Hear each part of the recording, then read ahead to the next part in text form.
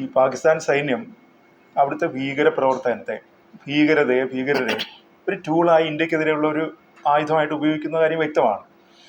ഈ പഹൽഗാമിന് ശേഷം ഉണ്ടായ ഈ സംഭവവികാസങ്ങളിൽ അത് വളരെ വളരെ വ്യക്തമായി മാറിയിട്ടുണ്ട്. കാരണം നമ്മൾ ഏറ്റവും മോസ്റ്റ് വോണ്ടഡ് ആയ ഭീകരരുടെ പോലും ക്രിമേഷൻ സമയത്ത് അവിടുത്തെ ഉന്നത സൈനിക ഉദ്യോഗസ്ഥരുടെ സാന്നിധ്യം മാധ്യമങ്ങൾ റിപ്പോർട്ട് ചെയ്തിട്ടുണ്ട്. അപ്പോൾ സാറ് കാശ്മീരിലുണ്ടായിരുന്നപ്പോൾ എന്തുമാത്രം അത് സാറിന് അനുഭവപ്പെട്ടിട്ടുണ്ട്? ഈ പാകിസ്ഥാൻ ടെററിസം ഇന്ത്യയിൽ വിതച്ച നാശത്തെക്കുറിച്ച് എത്രമാത്രം സാറിന് ബോധ്യപ്പെട്ടിട്ടുണ്ട് അക്കാലത്ത്? ഞാൻ സംഗതി വശാൽ 1989 ഈ അവിടെ ഭീകരവാദം മറനീക്കി പുറത്തു വരുന്നത്. ആ സമയത്ത് ഞാൻ കാശ്മീരിലുണ്ട്. കാശ്മീരിലെ വളരെ ബുദ്ധിമുട്ടുള്ളൊരു സ്ഥലം തങ്താർ എന്ന് പറയും. ആ തങ്താറിലാണ് ഇപ്പോൾ നമ്മൾ കഴിഞ്ഞ ദിവസം ഈ വെടിവെപ്പൊക്കെ നടന്നപ്പോൾ ആ തങ്താർ ഏതാണ്ട് നാമാവശേഷമായി എന്നുള്ള സിവിലിയൻസിനെ നേരെ അവർ വെടിയുതിർത്തപ്പോൾ അവിടുത്തെ സാമാന്യ ജീവിതം ആകെ തകരാറിലായി എന്നൊക്കെ ഞാൻ ഈ അടുത്ത് പേപ്പറിൽ വായിക്കുകയുണ്ടായി. ന്യൂസ് പേപ്പർ റിപ്പോർട്ടിലും അതിലും കാണുകയുണ്ടായി. ആ തങ്താറിലാണ് ഞാൻ ഉണ്ടായിരുന്നത്. അവിടെ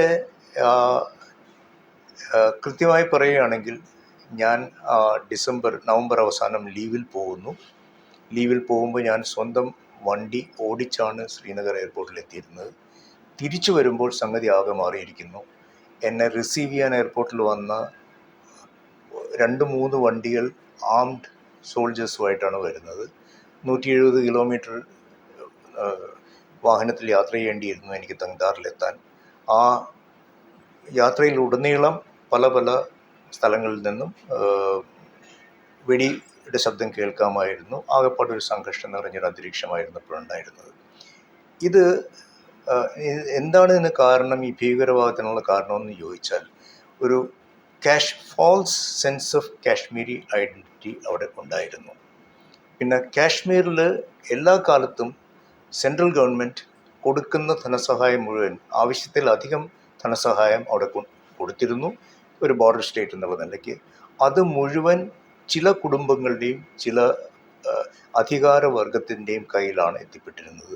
അതൊരിക്കലും സാധാരണക്കാരൻ്റെ കിട്ടിയിട്ടില്ല. അപ്പോൾ ഈ സാധാരണക്കാരനിൽ എപ്പോഴും ഒരു രോഷം അധികാരി വർഗത്തോട് ഉണ്ടായിരുന്നു. അതിൻ്റെ ഒരു ബഹിർസ്ഫുരണം കൂടെയാണ് ഈ ഭീകരവാദത്തിന് വഴിവെച്ചിട്ടുള്ളത്. അതുമാത്രമല്ല, പാകിസ്ഥാൻ സൈന്യം ISIയുടെയൊക്കെ വളരെ അധികം ആക്റ്റീവ് ഇൻവോൾവ്മെൻറ്റോടുകൂടിയാണ് അവിടെ ഭീകരവാദം തുടങ്ങിയത്.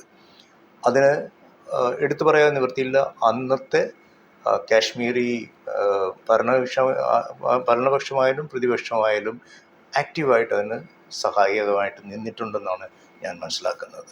അത് എല്ലാ കാലത്തും അങ്ങനെ തന്നെയായിരുന്നു. ഇപ്പോൾ ഈ ഓപ്പറേഷൻ സിന്ദൂറും അതിനുമായിട്ട് ബന്ധപ്പെട്ട സംഭവങ്ങൾ പരിശോധിക്കുമ്പോൾ ഇന്ന് അതേ ഉമർ അബ്ദുള്ള വളരെ കൃത്യമായ നിലപാടെടുത്ത് ഭാരതത്തിൻ്റെ കൂടെ നിൽക്കുകയാണ്. അദ്ദേഹം സ്വയം വണ്ടി ഓടിച്ച് ശ്രീനഗറിൽ നിന്ന് ജമ്മുവിൽ വരുന്നു. അവിടെ ഉണ്ടായ നാശനഷ്ടങ്ങൾ നേരിൽ കാണാനും വേണ്ട സഹായം എത്തിക്കാനും ഒക്കെ അതൊരു വലിയ മാറ്റമാണ്. ഇപ്പോൾ ആർട്ടിക്കിൾ 370 അബ്രഗേഷൻ അത് ശരിയല്ല എന്നൊക്കെ പറയുന്നവർക്ക് ഏറ്റവും വലിയൊരു ഉത്തരമാണ് ഇപ്പോൾ കിട്ടിയിരിക്കുന്നത്. കാശ്മീരി ജനത ഇപ്പോൾ ഭാരത ജനതയുടെ കൂടെ ചേർന്നിരിക്കുകയാണ്. ഇനി അവരെ അത് പല കാര്യങ്ങളും പറഞ്ഞ് പറ്റിക്കാൻ സാധിക്കില്ല.